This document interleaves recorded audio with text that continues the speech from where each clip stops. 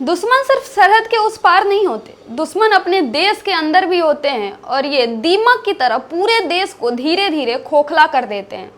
इन्हीं दीमकों में से एक थी हरियाणा के हिसार की रहने वाली यूट्यूबर ज्योति मल्होत्रा, जिनके ऊपर पाकिस्तान के लिए जासूसी करने का आरोप लगा है और पुलिस ने गिरफ्तार कर लिया है। Welcome to Pakistan railway. मैं हूं अभी पाकिस्तान में वाघा स्टेशन पे।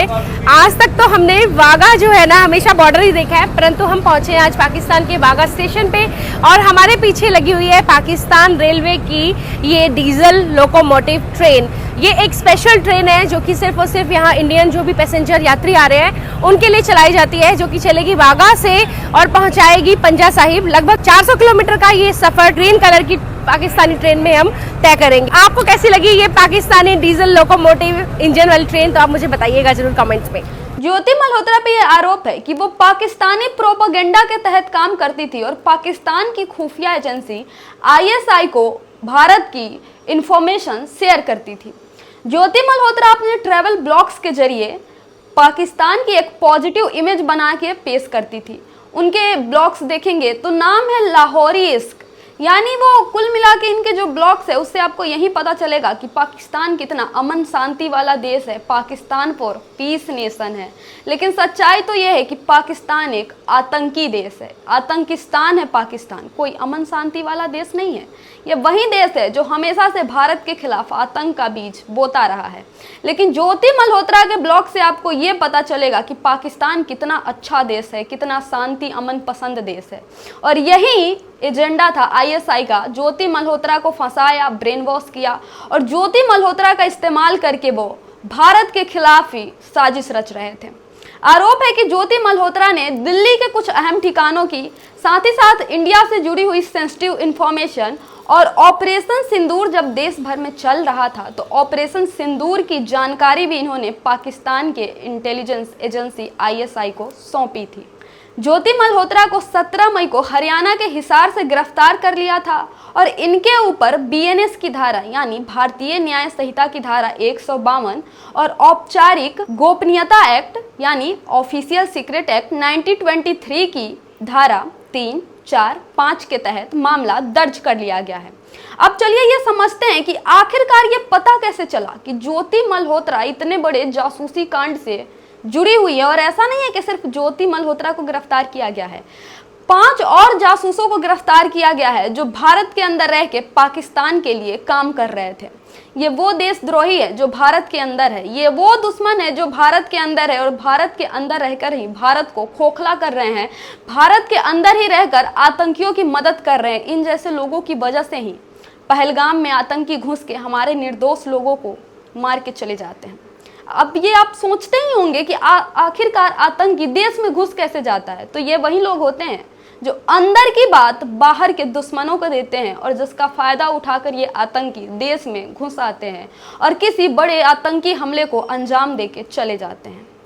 कहा जा रहा है कि ज्योति मल्होत्रा 3 बार पाकिस्तान जा चुकी थी और उनका एक बड़ा फेमस इस वक्त ट्रैवल ब्लॉग भी वायरल हो रहा है, लाहौरी इश्क। इसमें दिखा रही है वो कि पाकिस्तान का बाजार कैसा है, पाकिस्तान कितना शांति पसंद देश है, कितनी अच्छी अच्छी संस्कृति है पाकिस्तान की, अच्छे अच्छे खाने और पहनावा है पाकिस्तान की। बताया जा रहा है कि जब ज्योति मल्होत्रा पाकिस्तान गई थी तो इनके लिए पाकिस्तान के हाई कमीशन यानी ISI जो पाकिस्तान की खुफिया एजेंसी है, इन्होंने VIP ट्रीटमेंट दिया था ज्योति मल्होत्रा को, सारी व्यवस्था कराई थी। और ज्योति मल्होत्रा का एक ब्लॉग या पोस्ट कहें वो भी है पाकिस्तान के हाई कमीशन के एक ऑफिसर के साथ। इसी दौरान ज्योति मल्होत्रा की मुलाकात एहसान उर रहीम उर्फ दानिश से हुई थी। ये वही दानिश है जो पाकिस्तान का ऑफिसर है और इंडिया में इस वक्त हाई कमीशन में काम कर रहा था और जिसको हाल में ही भारत सरकार ने पर्सोना नॉन ग्रेटा कर दिया, यानी अवांछित व्यक्ति इसको कहते हैं, जिसमें आपकी ये कहा जाता है कि आपकी इस देश में कोई ज़रूरत नहीं है, देश छोड़ के आप चले जाएं। यानी पाकिस्तान के जितने भी ऑफिसर्स थे, ऑफिशियल्स थे, उनको भारतीय सरकार ने पर्सोना नॉन ग्रेटा कर दिया था और देश छोड़ के चले जाने का आदेश दे दिया था। ये वही दानिश है जिनको ये आदेश मिला हुआ था। इसी दानिश के साथ क्लोज कांटेक्ट में थी ज्योति मल्होत्रा। दानी से जुड़े लोगों की खोजबीन के दौरान ही ज्योति मल्होत्रा का लिंक मिला और तब पुलिस ने पूरे सबूत इकट्ठा करके 17 मई को ज्योति मल्होत्रा को गिरफ्तार किया। और सिर्फ ज्योति मल्होत्रा ही नहीं, ज्योति मल्होत्रा के साथ 6 और जासूसों को गिरफ्तार किया गया है। ज्योति मल्होत्रा एक और पाकिस्तानी एजेंट के संपर्क में थी जिसका नाम था राणा शहबाज। ये वही राणा शहबाज है जिसका नंबर ज्योति मल्होत्रा ने अपने फोन में जट रंधावा से सेव करके रखा था। और ज्योति मल्होत्रा ने पाकिस्तानी एजेंटों से व्हाट्सएप, टेलीग्राम, स्नैपचैट जैसे जहां इनक्रिप्टेड मैसेज होते हैं और सिर्फ 2 लोगों के अलावा कोई नहीं पढ़ सकता, इसी ऐप्स के जरिए उन्होंने पाकिस्तानी एजेंटों से बातचीत की थी और जो भी अहम जानकारी थी वो पाकिस्तान को शेयर किया था। अब सवाल यहाँ पे ये है कि कुछ लोग हमारे देश में ऐसे हैं, कुछ ग्रुप्स ऐसा है जिनका ये मानना है कि देश से गद्दारी, देशद्रोही और इस तरह की तमाम चीजें सिर्फ एक समुदाय का व्यक्ति ही कर सकता है। नाम में खान लगा हो, वसीम लगा हो, ऐसा कुछ मुस्लिम टाइटल लगा हो तो उनको लगता है कि देशद्रोह और देश गद्दारी वाले काम सिर्फ यही लोग कर सकते हैं। उन लोगों के लिए ये देखना चाहिए कि ज्योति मल्होत्रा के नाम में मल्होत्रा लगा है, कोई खान, अकरम, वसीम नहीं लगा है। ज्योति मल्होत्रा एक हिंदू है और वो भी राष्ट्रद्रोह का काम कर रही थी। राष्ट्रद्रोह या देशद्रोह के लिए कोई धर्म नहीं चाहिए होता है कि एक समुदाय विशेष का आदमी ही कर सकता है। इसमें कोई हिंदू मुसलमान का नहीं है, लेकिन तब भी वो लोग अपनी आंखों पे पट्टी बांध के रखेंगे और कहेंगे कि नहीं, देशद्रोही और राष्ट्र से गद्दारी सिर्फ एक समुदाय विशेष के। और मान लीजिए थोड़ी देर के लिए अगर ये ज्योति खान होती तो क्या होता, अगर यही मुस्लिम होती तो अभी तक मुस्लिमों को बायकॉट करने का ट्रेंड चलाया जा रहा होता। ट्विटर पे लिखा जाता कि मुस्लिम गद्दार होते हैं, ये कितना भी भारत का नमक खा ले ये पाकिस्तान परस्ती करेंगे ही, भारत के साथ धोखा करेंगे ही।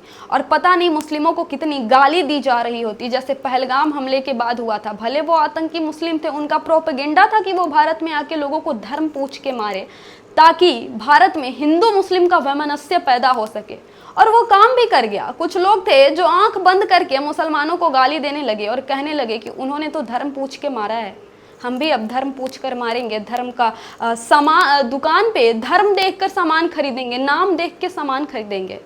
ये वही लोग हैं जिनको सिर्फ अपने प्रोपेगेंडे से मतलब होता है। अब आप लोगों को यहाँ पे ये समझनी चाहिए थोड़ा कॉमन सेंस लगा के कि राष्ट्रद्रोह या फिर देशद्रोह या राष्ट्र से गद्दारी सिर्फ एक समुदाय का लोग नहीं कर सकता है, कोई भी कर सकता है। जिसके मन में खोट हो, जो अपने देश से प्रेम नहीं करेगा, वो कोई भी कर सकता है। इसमें हिंदू मुसलमान जैसा कोई एक फिक्स्ड टैग नहीं है कि इस समुदाय का लोग देशभक्त होता है और इस समुदाय के लोग देशद्रोही। बाकी गाइस, वीडियो पे आपको क्या लगता है हमें कमेंट करके जरूर बताएं। और ज्योति मल्होत्रा से जुड़ा हुआ जो भी अपडेट सामने आएगा हम आपको जरूर बताएंगे। देखते रहिए हमारा यूट्यूब चैनल डिप्लोमेटिक इंडिया। ऐसे ही सच्चाई और वास्तविकता के साथ खबरों से आपको रूबरू कराते रहेंगे। तब तक के लिए जय हिंद, जय भारत।